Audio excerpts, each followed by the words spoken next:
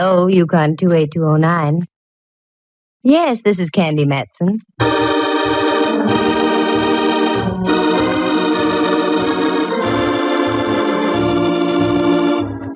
The National Broadcasting Company presents Candy Matson, Yukon 28209.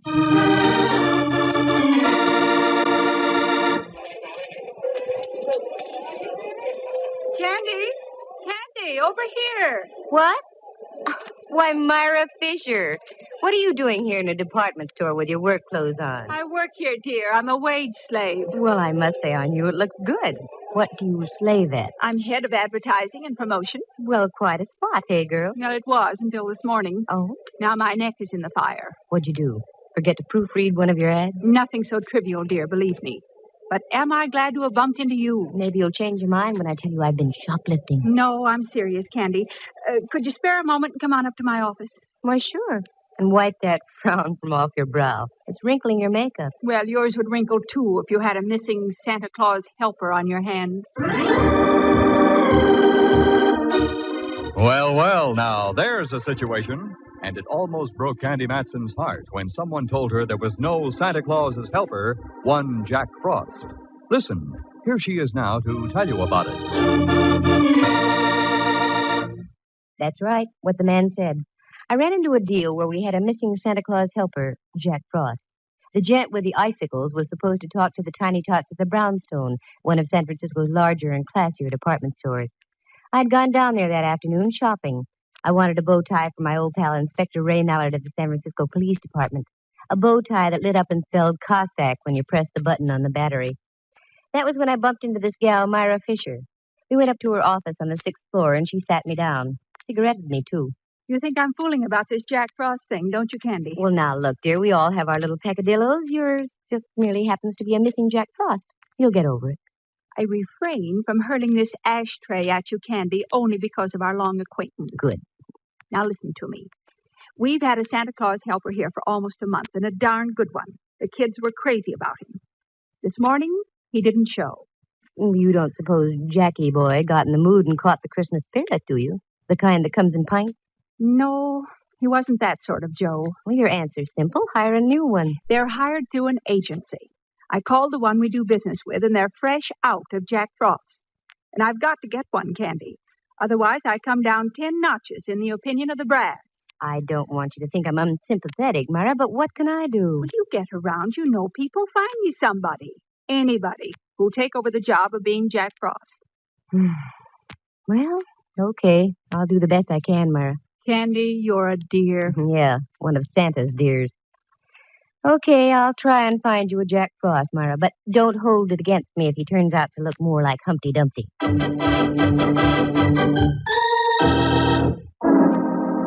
I went home and looked up the Webster definition of soft.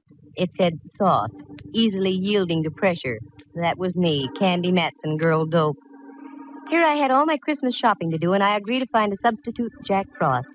I had no idea where to start. So I changed into something red and green for a stop and go, also for Christmas, and went over to see my friendly advisor, Rembrandt Watson. Rembrandt is a photographer, and excellent, too, now that he doesn't have the sherry shivers or the pork palsies. He lives on California Street, just kitten rompers from Old St. Mary's, with a statue of Sun Yat-sen for company in a park next door.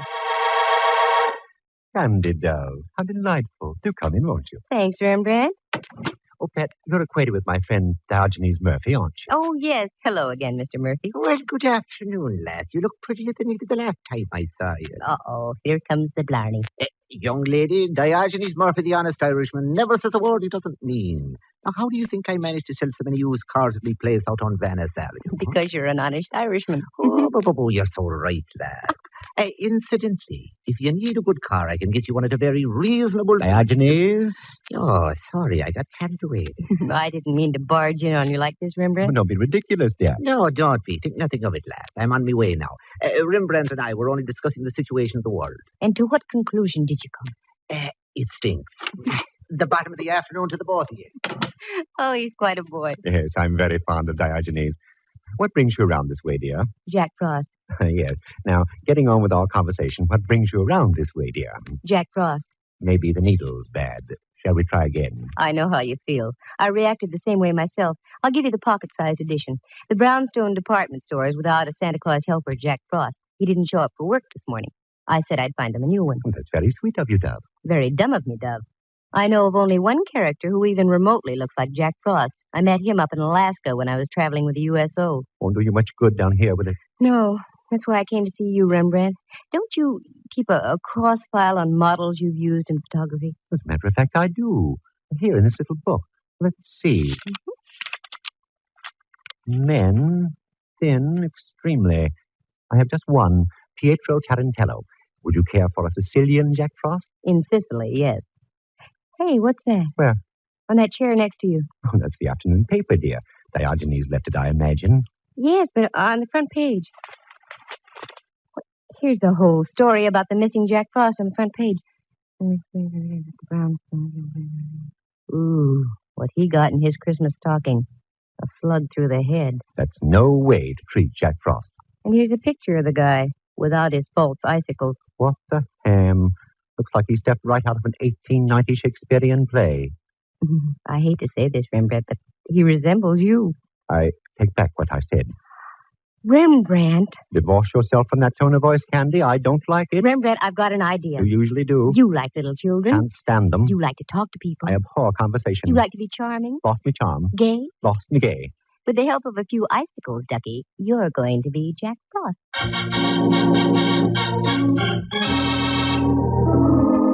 Rembrandt fought, he argued, he paced the floor, he had the vapors, he fainted. I brought him to. I won the argument.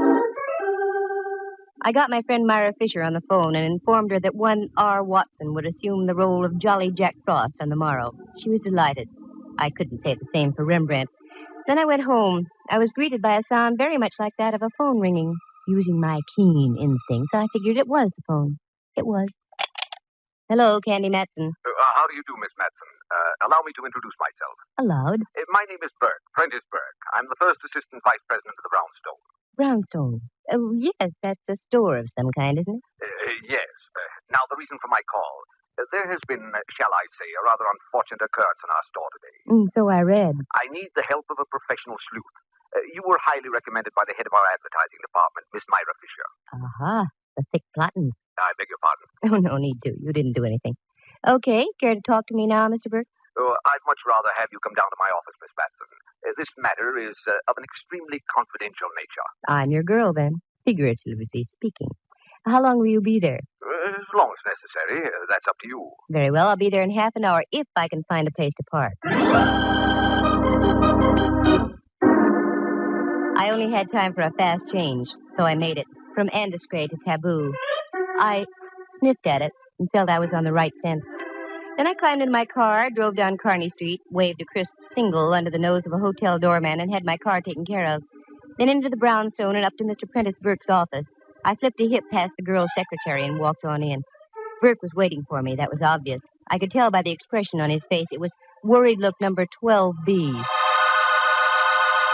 How do you do, Mr. Burke? I'm Candy Matson. Sit down, won't you? Thank you. Now, our subject is what? A man named Jordan. That's on another network.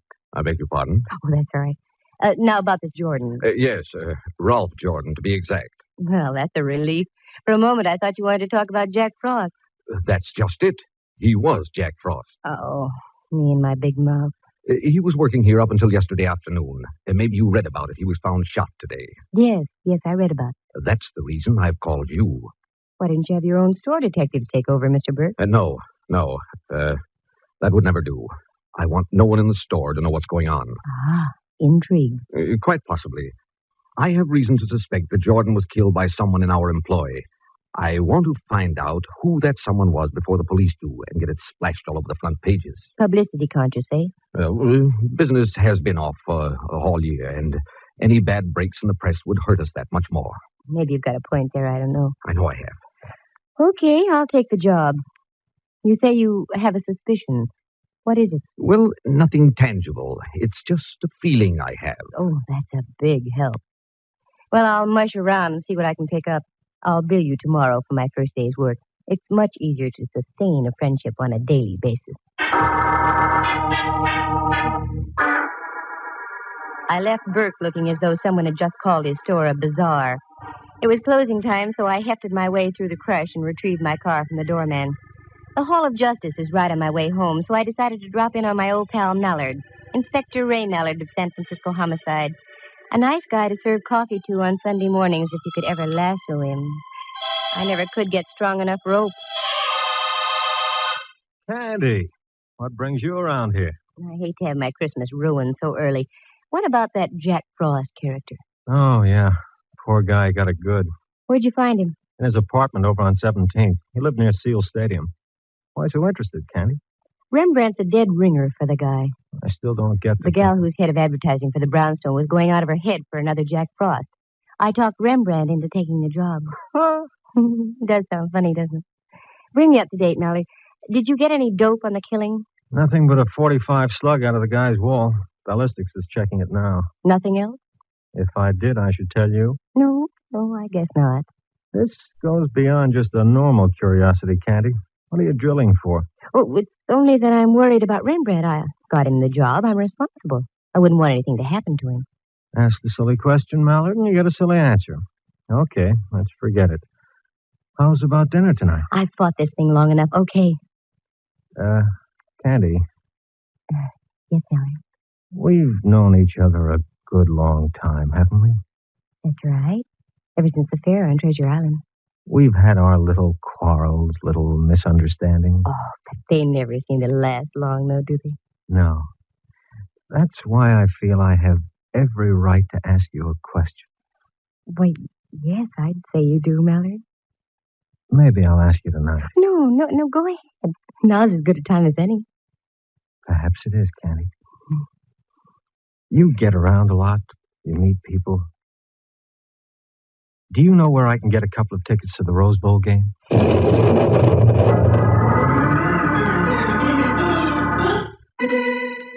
My brain lit up like a Roman candle. I stormed for the door, turned back, stood there, my jaw waggling helplessly.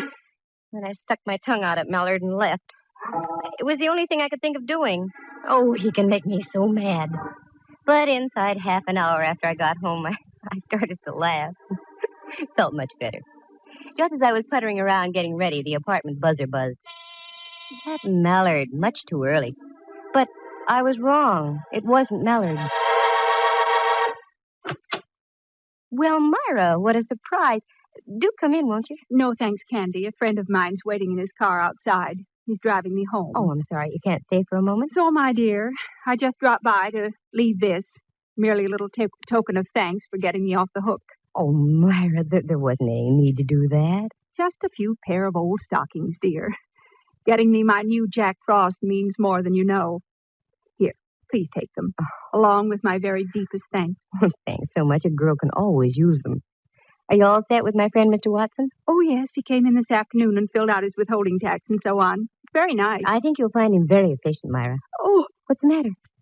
Pardon me. I didn't mean to frighten you. Oh, Mallard. Silly of me. I must have jumped a foot. Oh, that's all right. He frightens me, too. Myra, I'd like to have you meet Inspector Mallard. Inspector, Miss Fisher. How do you do? Oh, fine, thank you, now that I've caught my breath. Do forgive me, Candy, but I must rush.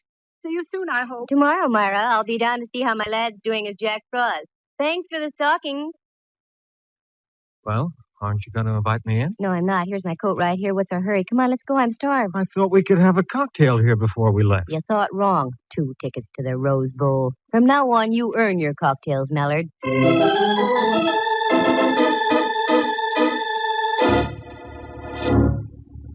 We went downstairs, and as I locked the front door, a car was just driving off. It was Myra, and she waved. And driving, if these tired old eyes hadn't deceived me, was Mr. Prentice Burke, vice president of the Brownstone. Well. Oh, well. Mallard and I climbed into our car and drove out to the Cliff House. It was that kind of an evening. We had dinner, and after, I suggested we walk a bit. The night was crisp and clear, and the evening star was hanging out above the dark waters of the Pacific like an iridescent Japanese lantern. We cut across a little road above Sutro Baths, where an old car barn had once stood, and worked our way over the cliffs and stood high above Land's End. It was exhilarating.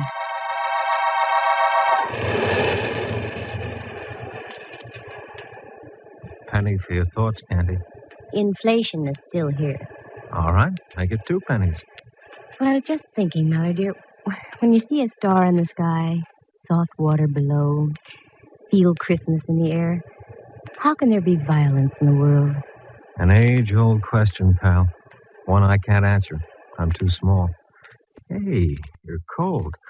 I better put my arm around you. Mallard, no. What's the matter? The headlights from that automobile are shining right down on us, and we... Mallard, Candy, what's wrong? got your flashlight with you? Sure. Also my gun and my handcuffs. Anything else we need? A mortar, maybe? The lights from that car. They shone on something. Down there, under that tree. Oh, Candy, just for once, can't you stop digging up a mystery? Be human? I am being human. Come on, Mallard. I want to see what's under that tree.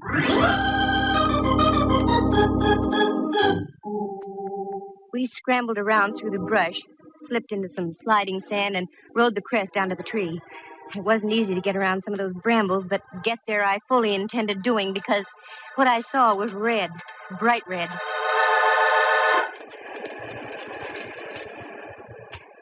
You okay, Candy? Nothing that a new pair of nylons won't fix. Shoot the flashlight over this way a bit, Mallard. There. That's it. Now, do you think I'm dreaming things up? What is it? Wait till I hold it up. Wow. Looks like some kind of a costume. Right. And look, if those aren't bloodstains, I'm a Labrador retriever. No, you're Candy Matson. Those are bloodstains. How was your boy dressed when you found him? Torn slacks, sweater, shoes, no socks. This was most likely his costume, then. Yeah. Don't move around too much, Candy. I want to have a good look at the ground. Hey, what are you doing down there? Who's that? The police. Now get up here and don't try any tricks. That's all right, officer. This is Inspector Mallard. Homicide. Oh, sorry, Inspector. That's all right. Stay right where you are. We'll be right up. Now, this is a break, Candy. I want you to drive me to a phone. I'll leave the officer here to guard the place. You can go home. I've got work to do here, okay? Yeah, sure. For once, we had dinner before you had a chance to break the date.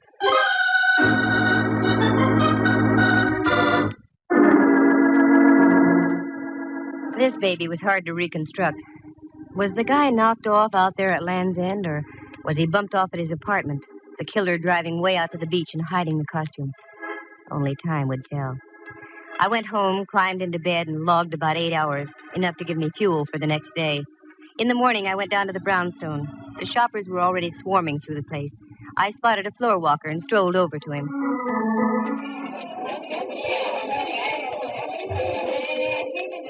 Pardon me, sir. I said, pardon me, sir. I'm very busy, young lady. Make it as brief as possible. You do work here, don't you? Of course. You are the floor walker assigned to this section? That is correct. Come to the point, please. Well, I've a good mind to report you. As you wish. As I said, I'm very busy. Now, what is it you wanted to know? The words are like gall in my mouth now, but where do I find Jack Frost? Right over there, in the back, 2 aisles over. Thank you. Not at all. Very much. Of all the high-handed characters, people like that make me steam. I was getting up a full head of dander, but it simmered out before I had a chance to boil over. Because as I rounded a corner, I saw Frosty Boy, or Rembrandt, if you choose, up on his platform with the cutest little blonde kid sitting in his lap. Well. Look who we have here. A great big boy. Hello there, son. Hello, Jack Frost. What is your name? Topper. Topper. My, what a fine name. How old are you, Topper? 5.5. 5.5. Well, you must go to school, Topper. Which one? Garfield. Garfield. That's a good school. Now, tell me, what would you like to have me tell Santa Claus to bring you for Christmas, Topper? An electric train and a baseball bat, and I like to be in the sales for Lefty O'Doul. Well, I'll see what I can do to arrange that, Topper. I'll tell Santa Claus. Bye now. Goodbye, and thank you, and Merry Christmas. I hope you can make the boy's wish come true. O'Doul could use him. Candy, I'm so glad you're here, Dove. Duck around into the back room for a moment. I've got to talk to you. Aren't you working, Frosty Boy? I got 10 minutes off every hour. I'll take the break now. Right around there, Candy. Okay. I'll see you in a moment.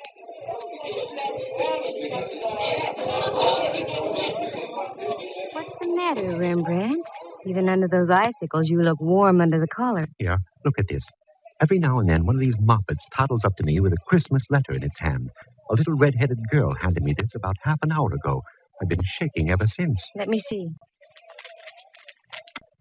Dear Jack Frost, a word to the wise is sufficient. When you take your lunch hour, keep on going. Don't come back. Otherwise, you'll meet the same fate as your predecessor.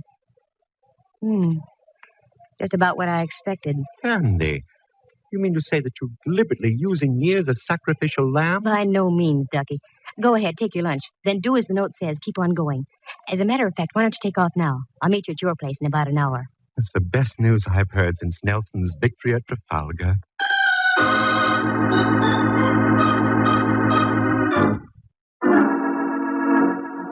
I whipped upstairs, reported to Prentice Burke, got my first day's check, and on my way out told his secretary she'd better get Burke some smelling salt. Then I went back down on the floor again. Sure enough, there was my boy, the floor walker. I wanted to have a few more words with him. Oh, you again. If you don't mind. I was just up to see Miss Myra Fisher. She wasn't in. Have you seen her down here? No, and what's more, I won't see her all day. She phoned saying she was feeling ill. Most inconsiderate, I must say, during the holiday rush. Yes, I must say. Could you give me her address? She's a friend of mine. I've got to see her. Her address? Why, yes. I write it down here on one of my cards for you. Myra Fisher, 227F, Union Street. There. Thank you. You're so kind.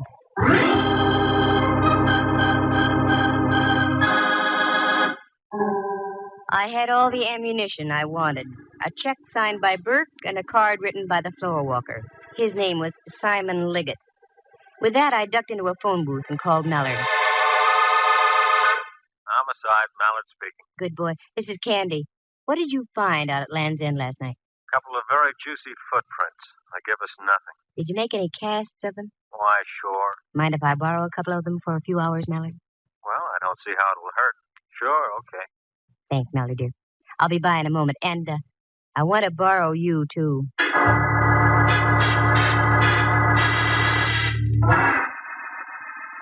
I stopped by the Hall of Justice, got the cast of the footprints, shoved Mallard into the car, and then picked up Rembrandt. The thing was only a hunch, but my hunches have paid off, so I never ignore them. First, we went out to an address on 5th Avenue near Clement. We got in the back door and went to work.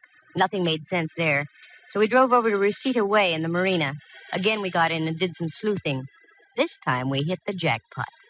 A pair of shoes in the closet matched the casts we had brought with us. Rembrandt, go out in the kitchen and see if this place has any ketchup. I'm not hungry, Dub, but I'll look. What are you up to, Candy? We've got enough to swing a case here. I'm working for a voluntary confession, Mallard.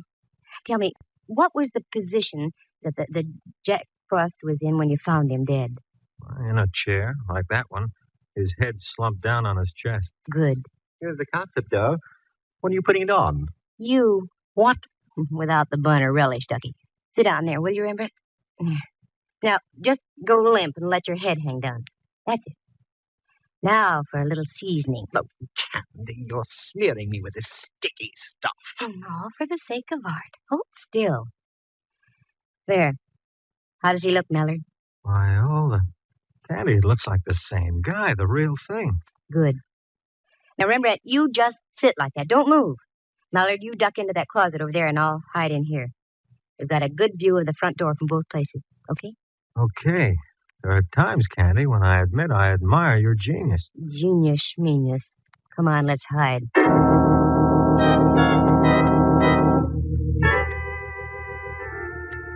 The golden shafts of sun splashing in through the window from the ocean slowly turned pink, then purple, and into twilight. The minutes ticked on. Once... Bless you, but quiet, though, Rembrandt. You'll muss up your ketchup. 5 minutes, 10. Then we heard muffled footsteps coming down the hall and a key inserted in the lock of the apartment door.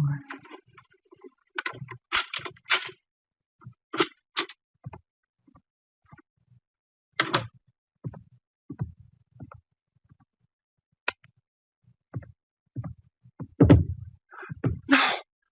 Oh, no! It can't be. The old fool I killed. No! Okay, buddy, that'll be about enough. Oh, no. You... Get him, Mallard. He's ducking. I'll get him. Nice tackle, Mallard. All right, Mac. You going to remain peaceful, or do I have to give you a little tap? No. I'll be quiet. You got me? I did it. I did it to the both of them. I killed them. I killed them. I killed both of them. Both of them? Yeah. Look behind the sofa. The sofa. The girl. Jack Frost. The sofa. The sofa? Right behind the sofa. Wait a minute, Mallard. I had to do it. I couldn't. Oh. But they were going to do it. Oh, Mallard. More trouble, Candy? I killed both of them. I'm glad I did. Yes. An old friend of mine. That job was The mine. late Myra Fisher.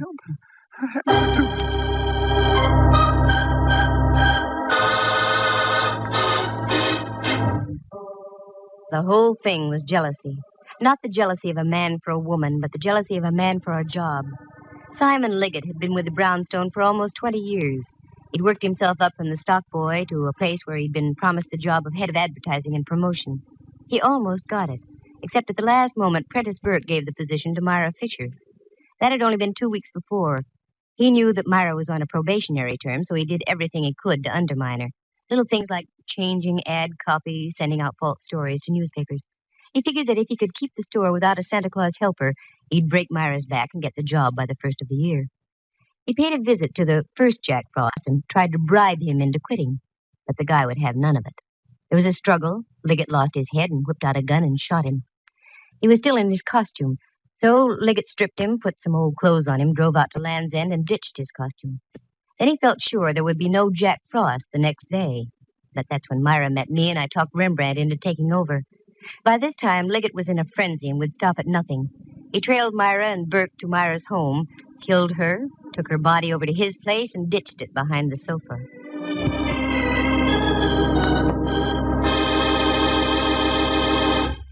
The next morning, he wrote a note to Rembrandt and gave it to one of the little girls waiting in line to see him. Fear and envy were taking their toll on the poor guy's mind. I wanted to compare the handwriting, so I had Burke write me a check and Liggett write Myra's address on a card. Also, we had the footprint cast. Between the two, everything pointed toward Liggett. That's when I staged my little parlor charade with Rembrandt playing the part of a corpse. The sight, with Rembrandt's resemblance to the dead Jack Frost, would shatter anybody into a confession. But Christmas, in spite of everything, is a lovely time of year. And there is a Santa Claus. 3 of them for me, as a matter of fact. Mr. Prentice Burke, who sent me a very nice check for my efforts. Rembrandt Watson, who, out of sheer love for the job, went back to playing Jack Frost for all the kids at the Brownstone. And last but not least, Inspector Ray Mallard. He gave me a Christmas sock, right on my mouth, just where any well-placed Christmas sock should go.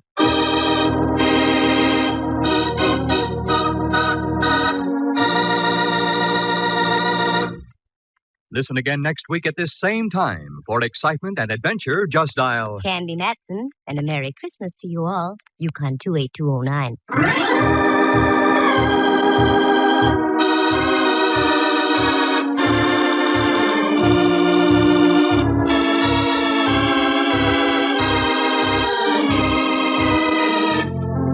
Heard tonight were Helen Klebe as Myra Fisher, Lou Tobin as Prentice Burke, and John Grover as Simon Liggett. Jack Thomas plays the role of Rembrandt Watson, and Henry Leff is heard as Inspector Mallard. The program stars Natalie Masters as Candy and is written and produced by Monty Masters. Sound effects were created by Bill Brownell and Jay Rendon. Eloise Rowan is heard at the organ. The characters in tonight's story are entirely fictitious, with the exception of the part of Topper, which was played by himself. Any resemblance to actual people is purely coincidental. The program came to you from San Francisco. Dudley Manlove speaking.